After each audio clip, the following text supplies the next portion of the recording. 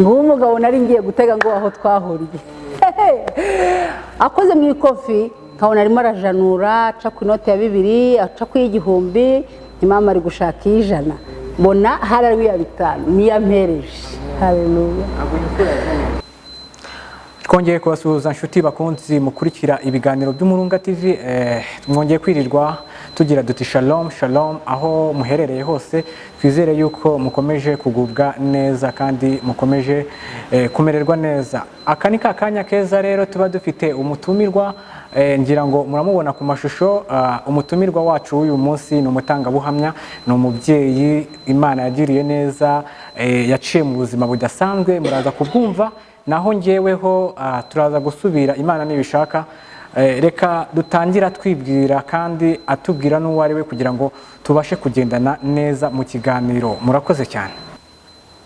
Murakoze kunyakira, nkaba ngiye kuba ubuhamya. Amazina yanjye nitwa Mukakamari Marie Jose, ndi umumama w'abana 4 n'abuzukuru 2. Uyu munsi ndubatse, ndashima Imana. Navukiye mu muryango w'abana 9, data yitwaga Bitangaza Silas na mama Nyirahabimana Margarita. Ariko mama wo Nyirahabimana ni kwizina sinigeze mbona isura ye ngo asate. Nubwo inyuma yanjye wumva ko nari umwana wa 8 turi abana 9, ako kana kankurikira yagasize akabyara. Uwa ngo mama ntawe nzi. Muri make nasanze ari umuryango uciriritse, umuryango w'abana birera, hagati aho papa yaje gushaka urugo rwe, natwe turirera nk'abana ba Nyirahabimana. Twari turi mu buzima bukakaye, kwiga sinabibashije kubera suko ntari mfite n'uburyo bwo kwiga, ahubwo ni ukubera situation twari turimo yo kubura umubyeyi. Maze gukura, maze kuba mukuru, ndibuka ko icyo gihe narangije kwiga primaire, niga ishuri ry'imyuga. Papa musabiye ko yanshyira mu ishuri ry'iri privé riri aho ngaho hafi, arampakanira ngo kwishyura umukobwa, ngo abakobwa ngo ntiyabataho igihe. Icyo gihe rero narababaye, njya mu mujyi kwishakirayo akazi, nkumva ntago nzaba mu buzima bwo kuragira inka z'umubyeyi kandi utafite n'icyo atubariye uretse kudushyiraho amategeko gusa, ubundi tukabaho twicira inshuro. Maze kubona akazi kanjye rero nagiye mfite intego, mvuga nti nzitwara neza nubwo ngiye mu mujyi, Imana ningira neza ikampa umugabo, ahari wenda ubuzima buzaba buhindutse. Imana yarabikoze, nubwo nayivugaga numvaga nyine bavuga ngo Imana, nkumva ko Imana ari Imana nyine ishobora kugirira neza umuntu igihe abiyisabye. Nibyo koko Imana yarabikoze, impa wa mugabo nyine, nanjye ngerageza kumwubaha ko nari nzi aho mvuye, mufata gutyo nyine nk'umuntu ukomeye ushobora byose, agiye kunsimburira data na mama ntigeze mbona. Nuko niko nabaye mu muryango nyine, umugabo w'umusilamu, bucyampashyiraho kondisiyo ati rero kugira ngo tubane nuko nawe winjira idini ukaba umusilamu. Ntibyo nabyo urumva aho nari mvuye nari mpazi kwemera nkabona Imana yari mpaye umugabo, kandi numva ko nimbona umugabo narasengaga se, numvaga bindi mu mutima avuga nzitwara nk'umukobwa mwiza rwose ufite imico n'imyifatire, nubwo ntafite amashuri, ntafite iyo diplome, ariko mu mirimo yanjye iciriritse nzitwara neza. Ni nk'ubwo buryo rero yambereye umugabo mwiza, nanjye ndamwubaha, nkumva mbese Imana yarakoze nubwo ntari nzi gusenga. Ariko maze gukura nkayamvuga nti koko burya Imana igiye yumva n'abantu nubwo badasenga, upfa gutura ijambo hasi burya ikariha agaciro gasa. Nuko rero umugabo ndamwubaha, nawe arantetesha pe, mbona ko ampojeje yamarira n'ubuzima nabayemo. Igitondo kimwe nza gutungurwa n'urupfu rwe rutunguranye. Ibaze nawe ukuntu ubwonko bwanjye bwahise bumera, nibuka aho nari mvuye, numva ko ubuzima burangiye. Nza kugira n'ikibazo cyo kugira toroma, hafi no kunjyana mu bitaro by'abasazi Indera. Nuko biba birebire, ndarwara igihe kinini, ndwara indwara y'umuriro, mba mu bitaro igihe kinini, nanjye nkayasaba Imana ngo Mana wambabariye nkipfira n'ubundi ko ubuzima bwanjye burangiye.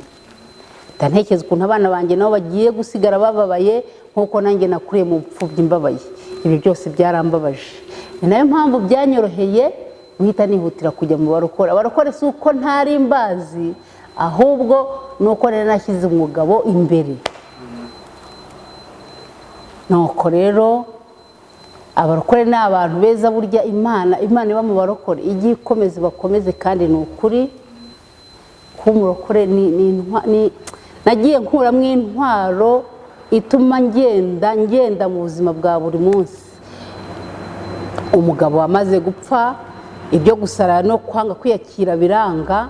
Igitondo kimwe rero kwa kundi nifuzaga ngo icyama nkapfa, wenda nanjye nkijyanira nawe, ntiburi abana nabo bazaba nk'uko nabayeho, bazagira umugisha wenda nabo babeho neza, cyangwa se simbizi iby'abantu ngo sinabyitayeho kuko numvaga ntashaka gusubira muri bwa buzima nari maze kwibagirwa. Noneho muri cya gihe nari ndyamye kwa muganga, najyaga mfata ukuntu niryamisha nkavuga ngo ngiye gusinzira mpfe, ngo hanyuma niyorose nibaza kunyorosa basange napfuye. Umunsi umwe rero naranze no kurya no kunywa nshaka gupfa. Umunsi umwe ndaryama ndavuga nti ngiye kuryama nze kureba ukuntu abamarayika baza kuntwara, byanze bikunze umunsi ndi bupfe. Ndaryama mu ijoro nko mu masaa 9 z'ijoro, ngiye kubona mbona ahantu nkariya ku rukuta hajemo akadirishya kangana nka gutya gatoya cyane. Ngiye kubona mbona haturumbutsemo ibintu by'ibininja. Abaninja murabazi ukuntu baba bameze, bipfutse batagaragara ku majisho, ubona basimbuka nyine bashaka kumfata, bambwira ngo nanjye nimba kurikira nce hariya, bambaye mask. Mpita nitera hejuru, ndavuga nti aba ntabwo ari abamarayika. Nta bamarayika bari kuza mu ishusho y'imyenda y'imyeru cyangwa se ibengerana. Ndavuga hoya ntabwo nshaka gupfa, ndabyanze, ndakomera. Abari mu bitaro bose baravuga bati wa muntu arasaze. Kandi mfite mukuru wanjye wari undwaje, ni umurokore wo muri ADPR, yararambwiye igihe kinini ngo ninkizwe, nkubwira nti wapi, ngewe nzaba nkizwa, cyangwa se umunsi nkabyemera ejo nkabyanga. Yakiragaho amakondisiyo menshi ngo sinkasige verni, singasuke, ngo nibiki ngo ibyo ni ibyaha. Nkavuga ntyo ndumva atari cyo cyaha ngewe. Imana nibimbwira ko ari icyaha nzabireka, ariko igihe ntikiragera, nikigera usa aransengera. Icyo gihe arambwira ati iyo ni imyuka mibi, ati urwo rugendo wari ugiye kujyamo nubwo uvuga ngo ushaka gupfa, urumva ko ntahera wari kujya ni isi y'umwijima. Ako kanya mpita nanga noneho gupfa. Hindura ibyifuzo, ndavuga nti Imana ntabara we, ntere ahantu ni mu kuzimu koko, ntago mwijuru. Nuko maze kubona ko narindi bupfe n'ubundi nkajya hehe mu gihugu cy'umwijima, kuko abamarayika bataza mu isura y'umwijima. Sinjye wari waranze kurya, sinjye wari waranze kunywa rimwe n'imiti bampagana arayangaga. Yewe hariho n'igihe bansabye ngo bajye kuntera amaraso, ngo n'amaraso yaragiye ngo yari yanshizemo, narabyanze. Noneho mpamagara dogiteri, ibintu byose nanze, ngiye kwemera imiti, ngiye no kurya, ejo muzandeke ntahe kuko nashaka gupfira ahangaha. None ndabibonye ko niyo njya gupfira hano ari kurimbuka, muzareke nitahire. Dogiteri yarabyumvise koko, imiti ndayifata iyo nari nanze, ibiryo ndabirya. Guhera uwo munsi nishyizemo ngo singishaka gupfa, ko n'ubundi mbonye ko nta cyiza cyo gupfa aho nari kujya hari habi. Niko byagenze. Icyo gihe narayemo hari nka 2, bahita bansezera ndataha. Mu gutaha rero nibwo barokore batangiye kunyegera sasa, mbana nabo. Imana ingirira neza, ikajya yohereza abakozi b'Imana bakanyigisha amagambo ankomeza umutima, bati ngaho ntabaza ndagutabara, nkwereke ibirije bikomeye ntabasha kumenya. Ayo magambo yose najya gusenga nkavuga si ugutabaza se, ntabwo navuga gahoro, so bamwe no gutabaza se. Naratabazaga nyine nkumva ko ndi gutabaza umutware wa undi bambwiye ngo ni umugabo w'abapfakazi kandi ni se w'imfubyi. n'ijambo ryawe rirambwiye ngo ningutabaza urantabara papa, nintabara mugabo mwiza wa mwami we, wowe ntujya upfa, maze nkamuhamagara we nkajya kugira ngo amina namubonye. Nuko nagiye mbana n'Imana nkayibona ikoresheje abantu, nkurikije rya jambo ryo kwishingikiriza ko ari we mugabo wanjye kandi ari umwami, nanjye ubwo ndi umwamikazi. Najya kubona nkabona ikibazo gikemutse gutyo. Icyo gihe abana babona abaterankunga, abana biga neza, babona amakayi, babona minerivare, ubuzima burakomeza. Igitondo kimwe rero ndicarana na wa mutware wanjye, ntumva rero mutware, ndabibona koko ukoresha abantu, sinenze kuzakubona n'ubumana bwawe. Bajya bavuga ngo umuntu akubonye uri Imana, ngo wabonye ubwiza bwawe, Imana iteye ubwoba. Rero ntabwo ari we nashaka kubona, ariko nakubonye muri runaka, narakubonye cya gihe, narakubonye, ubu noneho ngiye gusaba ibintu bibiri, kandi ntabwo ndi buhitemo wowe urampitiramo, unteteje. Niba papa w'abana yaranteteshaga ari umwana w'umuntu, byarangira agapfa, wowe udapfa nzi kuzantetesha kurushaho. Ibintu bibiri rero ngusabye, sinshaka ko nzajya nsenga ngo ntegereze ngo biraca mu zihe nzira. Urampa akazi nanjye nzajya kurigishe guhembwa nkuko najya nteruro y'umurongo nkajya guhembwa mu mushahara w'umugabo. Ikindi cya kabiri, dore ndacyari muto kandi igihe nikigera nzakubwira ngo unshumbushe umutware, kandi uzi yuko igihe cyose nkeneye umuntu mba hafi, kuko ubuzima nabaye murabuzi Imana. Ndatuje. Yarabikoze pe, akazi yarakampaye, ikampa muri minisiteri y'umutekano, nsubiza kandi izina ryanjye kuri gishe, nkajya guhemberwa ahantu umugabo wanjye yajya agahemberwa. Haleluya. Nabonye Imana rero, nta n'ikindi nishingirijeho, nta n'imirimo ihambaye nigeze nkoresha uretse kwizera icyanditswe. Bapfaga kukinsomera gusa, niyo ntabaga ngo kiri aha ngaha, ntigasita cyahumetswe n'ijambo ry'Imana. Icyo nkagifata, ijambo ryawe rivuga gutya gutya gutya, kandi ko nkasanga iyi si bikora. Haleluya. Nabonye Imana, nabonye Imana, nabonye Imana. Ariko tukiri aho ngaho mu buzima, mbere yuko mbona akazi, nongeye kubona Imana irantangaza ku bwa rya jambo ngo ninjye mugabo w'abapfakazi, nanjye mubyeyi w'imfubyi. Igitondo kimwe n'ubundi twagiye, nuvuga ngo nabaye nk'aya ndirimbo ngo nyura mu mataba, nyura mu misozi. Ntabwo nubwo yagendaga ibisubiza, nta gihe umukristo n'ubundi iyo ahuye n'urugamba, ejo byaba byiza, ntabwo bihora ari byiza, hari igihe biza bikaryoha ubundi bigasharira. Umunsi umwe n'ubundi nongere kubura ikintu cyo guha abana, kandi niriwe mu rusengero rw'Imana. Nuko rero ndavuga ndasenga, ninjira mu cyumba ndasenga bijyanye n'amarangamutima yanjye, n'ibyo mbona n'ukuntu intambara ziba n'uburyo zishira. Nuko ndavuga rero, mugabo wanjye, niba bikunaniye gutanga rasiyo uyu munsi mw'uru rugo, twari dutuye i Remera, ubu ngiye nanjye ku Gisimenti, ngiye gutega. Njyabona hariyo abakobwa badafite Kristo bajya gutega abagabo, bakaza bakarara banukiriza amafiriti n'abana banjye bari kurya ubusa. Ubu nanjye ngiye gushaka umugabo mutege, niba mpa 2, niba mpa 5, ubwo nyine wowe urananiwe, ngiye kwicira inshuro. Ndasenga nyine, ubwo ndanamwivumbeho rwose, umutware wanjye uruta abandi bo ku isi, we kuko nari ngo ufite nk'utanapfa, ariko bikaba bikunaniye, wihangane ngiye kuguca inyuma. Ndagufatira ikanzu nari nzifite z'abasilamu, mfata umujitandiyo kuri nyine abasilamu bambara. Ndavuga ntugo ngiye ku Gisimenti, ngiye gutega umugabo nyine, mpemuke ndamuke. None se ko byakunaniye, nawe ubaze kujya gutega, ukajya kwambara ikanzu ukageza ku maguru, ukanita ese mama ntiruhamya ko uri gushaka umukiriya. Niba umugabo wanjye yareje akavuga ati ariko n'umugabo wanjye n'umutesi koko. Nasohotse mu kigo, twari tukiwe mu kigo nyine cya polisi, umutware wanjye yari umupolisi, bagiye kubivuga sorry. Sohotsemo nkase nk'urenga kuri controle technique, urahareba ni muri metero zingahe se mfashe umuhanda wa kaburimbo? Ni nka metero nka 50. Ubwo ni hafi yo kugera ku Gisimenti, kuko hepfo yaho hari mu Migina. Murabizi ko ari abakobwa nyine nabo badafite Kristo, nyine batunzwe no gucuruza umubiri wabo. Bampuye n'umuntu twabanye kera nko muri za 98 cyangwa ahita avuga ati yo, ati mama Salima Karame, aturaho aransuhuza ati narabimenye ko wagize ibyago, ati kare naje kukureba ndakubura, ntabwo nabashije kugusura, nta nubwo natabaye, turavuga mbese turarondogora.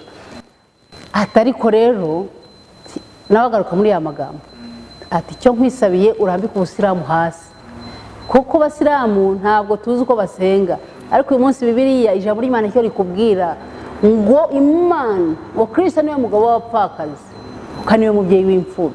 Akubita kuri rya jambo n'ubundi riri mu mutima wanjye. Ni yego, ninatangiye kugerageza kandi ngo ngiye gutega. Ahita akora mu mufuka w'ipantaro ye ayikuramo, aciye bugufi cyane, kandi ubwo yari inde, yari sirete na icyo gihe bari batarahindura amazina y'amaranka. Akora mu ikofi ati none ndashaka rero kuguha amafaranga ujye kugura abana fanta. Haleluya. Ngo umugabo nari ngiye gutega ngo aho twahuriye. Akoze mu ikofi nkabona arimo arajanura, aca ku inote ya 2, aca ku 1,000, imama ari gushaka 100. Mbona hari ya 5 niya mpereje. Haleluya. Nari ngiye kwikubita hasi imbere ye, numva intumo icyuya iranyishe, irandenze, ntekereje aho nari ngiye. Ndavuga nti ndakubonye papa. Tuvugana gakeya, amagambo yo kongera kumuganiriza ndayabura, numva yatinze guhindukira ngo agende nsubire mu rugo nanjye gushima Imana. Haleluya.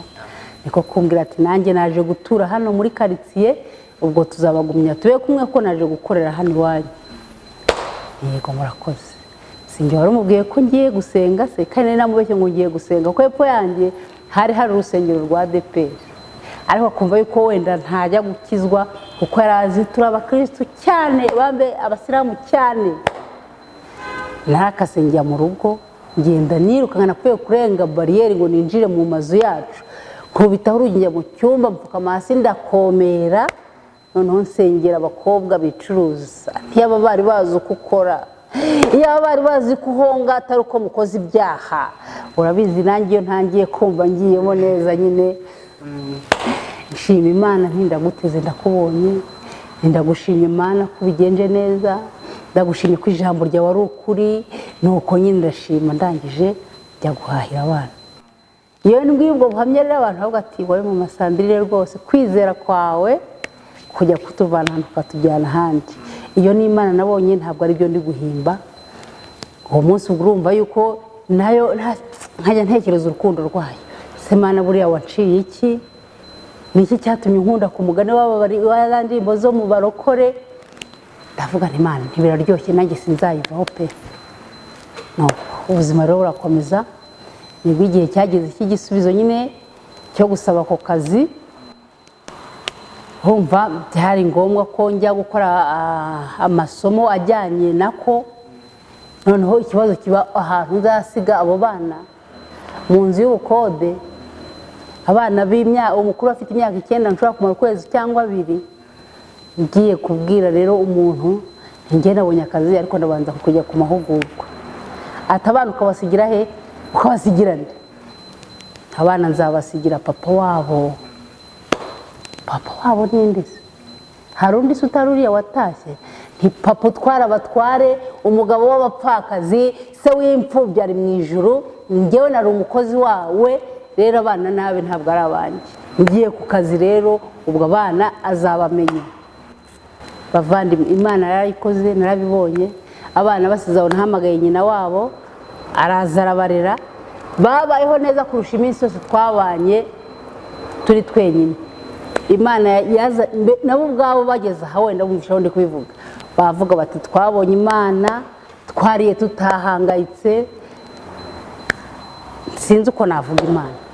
Ngenda ku mafunzo nyine ndarangiza akazi, ntangira nanjye guhemberwa kuri yagishe n'ubu najyaga gufatira amafaranga Umutware ndavuga nti umugabo sinzakuvaho nguko rero ubwo ubuzima butangiye nyine nakomeje gusenga bisanzwe Imana ko yaracinze hanze yankura amafaranga ntangira kujera urugo nk'umugore nyine ufite akazi shima Imana nayisabye akazi nkajya guhembwa kuko ibintu byo kujya mvuga ngo ngiye gusenga iyo yironkera ibitambo ntazi aho biri buve nayumvaga mbirambiwe ntazabibamo kenshi kandi nkagendera muri ya majambo nyine nagiye numva unsaba icyo ushaka cyose nzakiguha ubwo nemeye kuguha umwana wawe umwana wanjye ngo mpfire nabura gute kumuguhana n'ibindi byose numvaga ndifite ijambo napfaga gutora uwo munsi ryahitaga rijya komora amarangamutima yanjye nkarigira ubuzima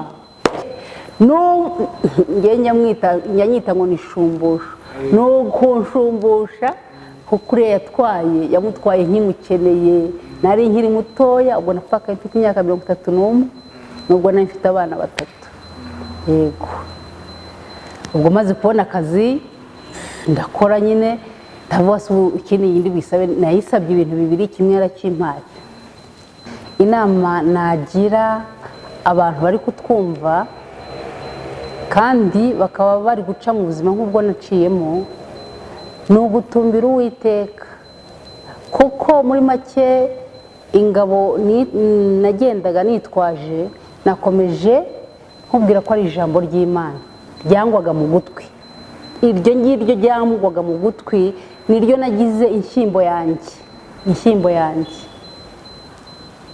yanjye navuze ko nakera kose nayega abarakore bagiye bambwira ibyo kukizwa nkumva simbihaye agaciro ariko uyu munsi wowe muntu uri kunyumva kandi uri gucamo ubwo buzima nk'ubwo umaze kumva wemere ko hari ijambo rimwe rikugwa mu gutwi ngo rigwe hasi urifate nk'intwaro yawe kandi utegereze wihanganye kuko Imana yanyumvisha ikangirira neza ntaho yagiye ibereye maso kureba abantu nk'abangewe kure kumva abayihamagara n'abayitabaza kuko amajambo yayo ni ukuri nkaba rero numva nasubikira ahangaha igice cya mbere cy'ubuhamya bwanjye mbararikira igihe Imana izatugirira neza kuzampa undi mwanya nkatanga ubundi buhamya bw'igice cya kabiri kubw'uko mbamenye mbagezaho ukundi kuntu yanshumbushije nari narayisabye ko yampa akazi no kuzongera ikanyubakira urugo ikampa umufasha